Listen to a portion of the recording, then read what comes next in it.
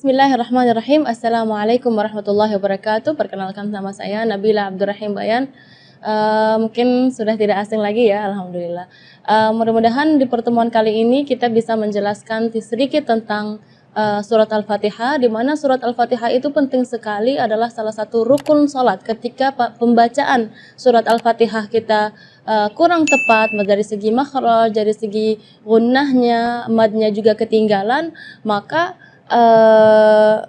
mungkin tidak diterima sholat kita, karena rukun yang seharusnya kita laksanakan dengan sempurna, tapi sayang sekali kita tidak melaksanakannya dengan sempurna, maka jadi tidak sholat kita tidak diterima oleh Allah Subhanahu wa taala.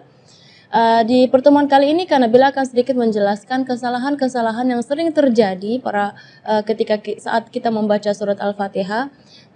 Gini ya, setiap orang memang beda-beda.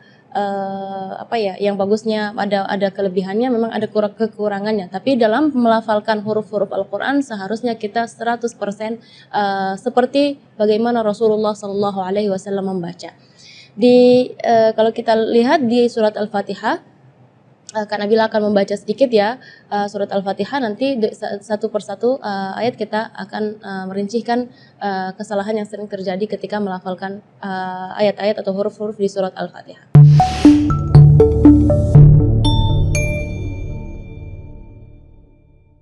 A'udzu billahi minasy syaithanir rajim. Bismillahirrahmanirrahim. Alhamdulillahi rabbil alamin. Ar-Rahmanir Rahim. Maliki yaumiddin. Iyyaka na'budu wa iyyaka nasta'in. Ihdinas siratal mustaqim. Siratal ladzina an'amta 'alaihim ghairil maghdubi 'alaihim waladdallin. Amin. Kita mulai dari ayat pertama, mungkin dari basmalah dulu ya. Bismillahirrahmanirrahim.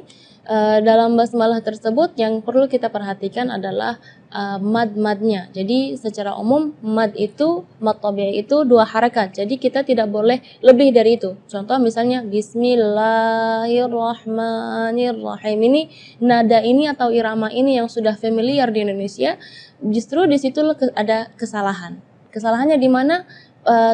Berlebihan dari segi madnya. Jadi bismillah itu kepanjangan. Ar-Rahman, Ar-Rahim. Itu Ar-Rahman terus bismillah juga di situ terlalu panjang. Seharusnya Bismillahirrahmanirrahim. Jadi dua harakat. Lanjut ke ayat pertama, Alhamdulillahirabbil alamin.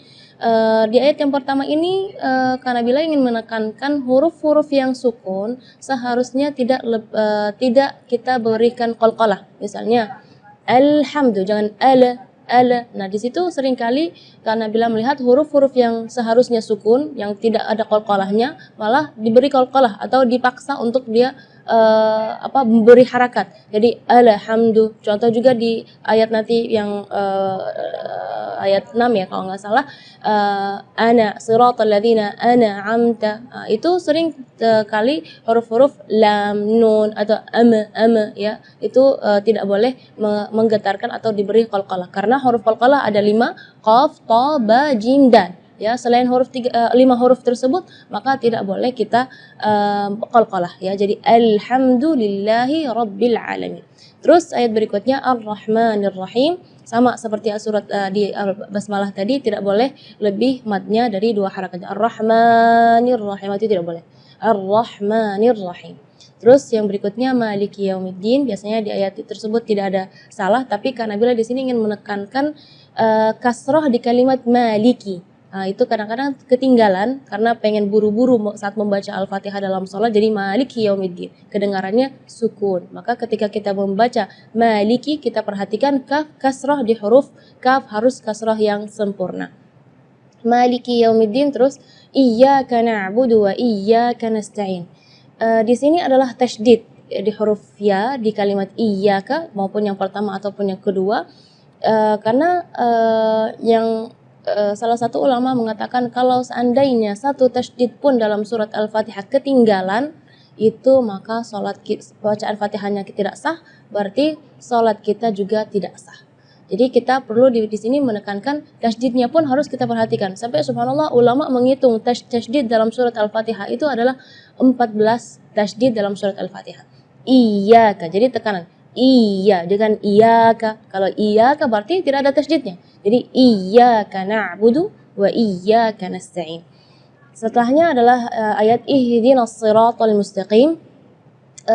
Di sini makhraj huruf H yang ingin Kak Nabila tekankan, karena biasanya kalau kita mendengar imam-imam, jangan pun imam-imam, mungkin kita sendiri ya ketika membaca ihdinas siratal mustaqim, baca H-nya keluarnya dari dada.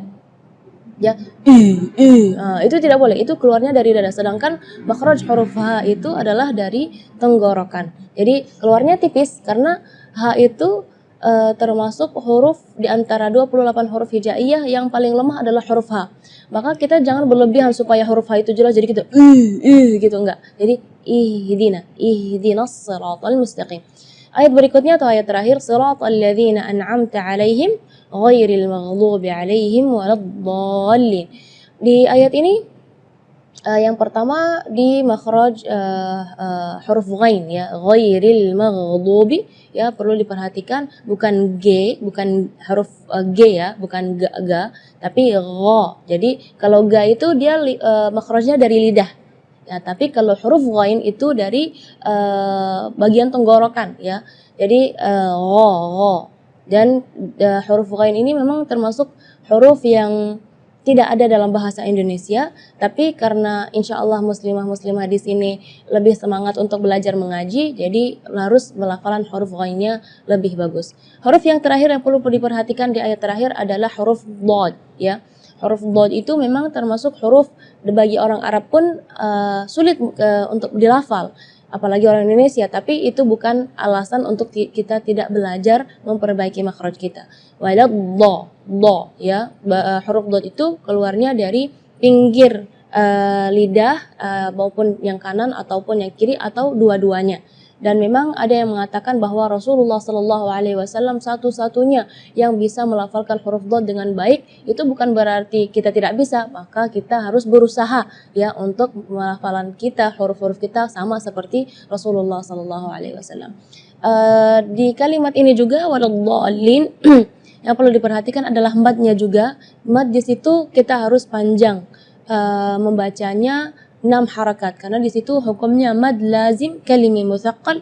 Jadi membacanya waladh 6 harakat. Terus setelah waladh di situ ada huruf lam yang ada di atasnya ada tasydid. Itu seringkali ketinggalan waladhdallin. Nah, itu berarti tidak ada tasydidnya. Waladhdallin. Amin. Mudah-mudahan dengan penjelasan yang singkat ini bisa memperbaiki bacaan-bacaan muslimah dan akhwat di sini, dan insya Allah kedepannya bisa lebih bagus lagi untuk bukan hanya untuk diri kita tapi untuk mengajar anak-anak kita supaya baca Fatihahnya lebih baik.